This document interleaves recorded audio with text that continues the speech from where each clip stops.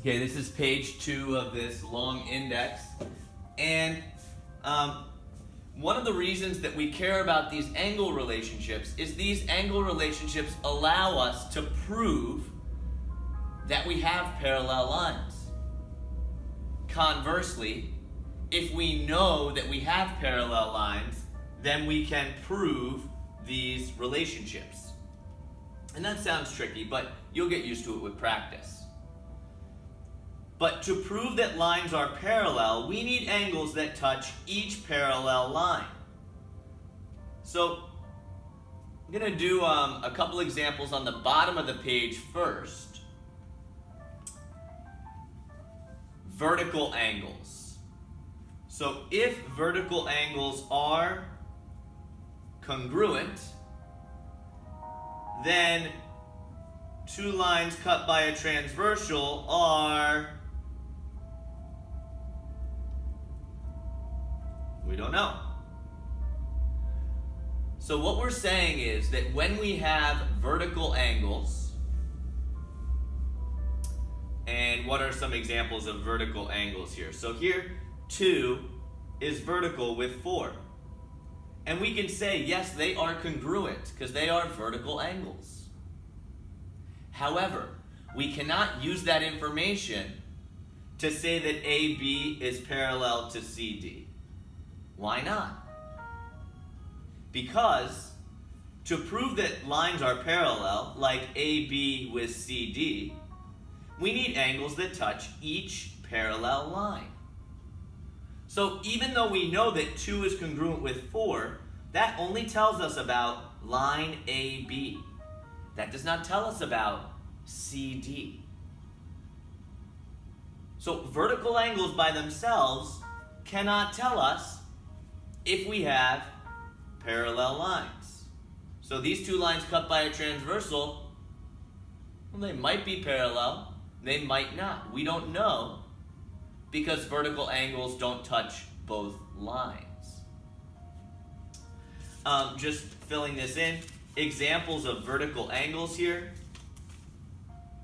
So we'd say 2 is vertical with 4, 1 is vertical with 3, 5 is vertical with 7, and 6 is vertical with 8. I'm going to write that down. So we know 1 congruent to 3, 2 congruent to 4, 5 congruent to 7, and 6 congruent to 8. Cool. Now, linear pairs. So linear pairs are like 1 is a linear pair with 2. 1 is also a linear pair with 4. So the relationship between linear pairs is when you add them together, they equal 180 degrees. So if linear pairs are supplementary, meaning angle plus angle equals 180 degrees. So if linear pairs are supplementary, like 1 and 2, is angle 1 plus angle 2 equals 180 degrees. If linear pairs are supplementary, then the two lines cut by a transversal, I don't know. Well, what do you mean you don't know? Well, we don't know because when we looked at angle 1 and angle 2, we're only looking on line AB. We don't know anything about CD. So these do not prove that the lines are parallel. Remember, to prove that lines are parallel, we need angles that touch each parallel line. So now let's find some of those. All right, so remember, this is the interior, and alternate means on opposite sides of the transversal. So alternate interior angles. Where do we have alternate interior angles? Well, we have to be in the interior and then alternate. So 5 is interior with 4, 3, and 6. Then 6 is not alternate interior with 5 because 6 is supplementary. It's a linear pair. But then 5 is alternate interior with 3. Angle 3, angle 5, and angle 3 and angle 5 are congruent. Another example, 4 and 6. Angle 4 is congruent to angle 6. So if we have alternate interior angles congruent, then the two lines cut by a transversal are parallel. We got it.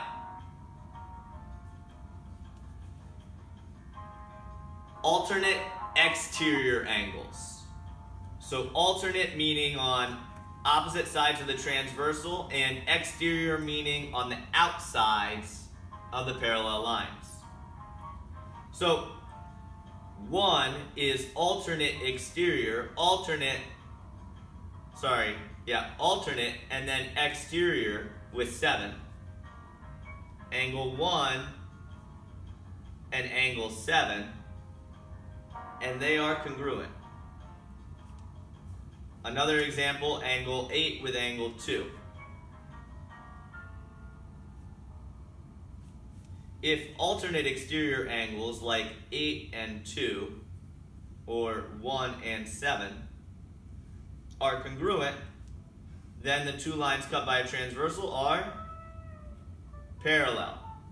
Now these first two have been weird, but we can now use corresponding angles, which are much easier, and vertical angles, and you'll see that these will make a little more sense.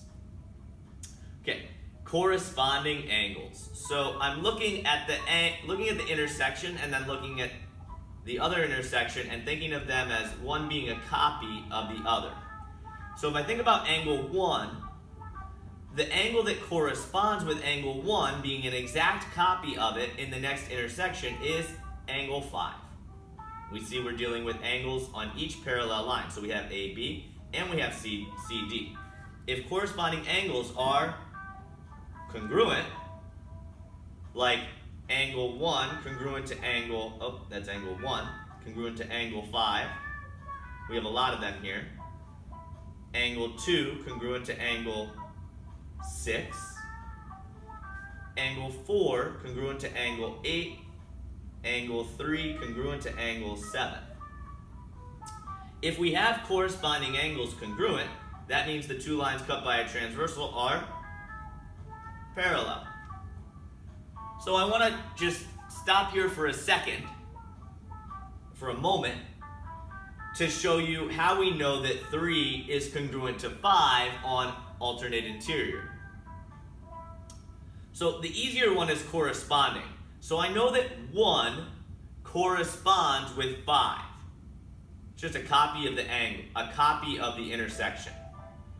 So we know 1 is congruent to 5, and we also know that because of vertical angles that 1 is congruent to 3, therefore we know that 3 must be congruent to 5, and these are the alternate interior, these kind of weird ones here, 3 and 5. Okay, how can we prove alternate exterior, like 8 with 2? Well, 8 with 2, that's difficult. But we can do corresponding angles, 4 with 8.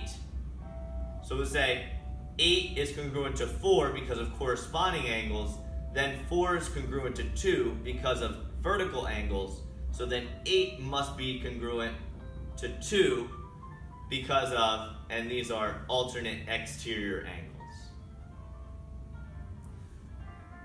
Okay, we're almost done. Same side interior angles. So on the interior, so in here, and on the same side of the transversal. So now we have 4 and 5. Now we can see 4 and 5 are not congruent because 4 is acute and 5 is obtuse. So if same side interior angles are supplementary, then the two lines cut by a transversal are parallel. and we're talking about 4 and 5. Angle 4 plus angle 5 equals 180. And we're also talking about angle 3 plus angle 6. And that's not easy to remember, but we could do it like this. So I know that, how do I know that 3 is supplementary with 6? Well, let's use corresponding angles. We could say 3 corresponds with 7. They're the same congruent angles. And then 7 is obviously supplementary with 6. They add to equal 180. Well, if 7 is the same as 3, then 3 and 6 both add to equal 180 also. Almost done? Same side, exterior. So we need to be on the exterior, on the outside of the parallel lines, and then same side. So that means 2 with 7. And that means 1 with 8. Now what's the relationship?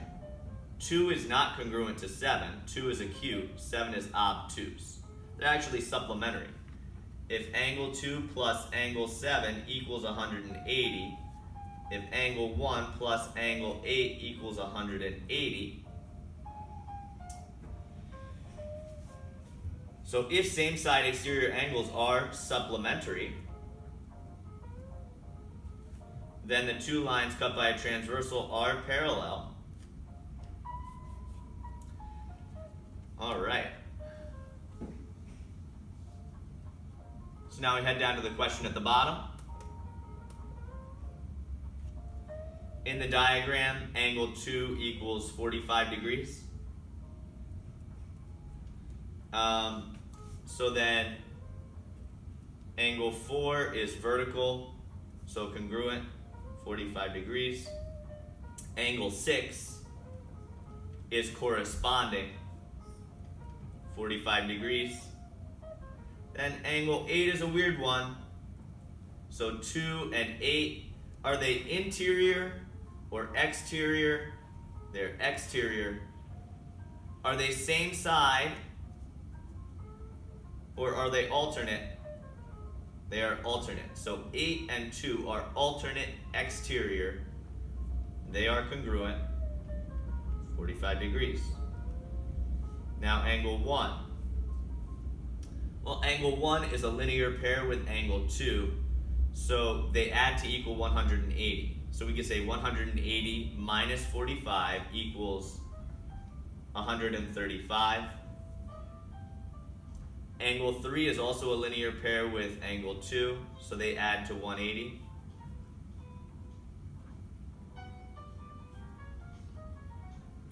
Angle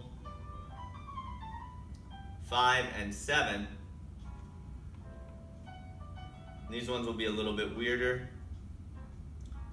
So 2 and 7 are on the same side of the transversal, and they're on the exterior. Then finally, wait, I just did 2 with 7, sorry. Now finally, let's do 2 with 5. So 2 is alternate with 5, and 1 is on the interior, 1 is on the exterior. I don't know what we call that relationship, and thank God I'm not going to worry about it. So that's page 2 of the index. Great job. Remember that corresponding angles and vertical angles are the most important angle relationships. Great job.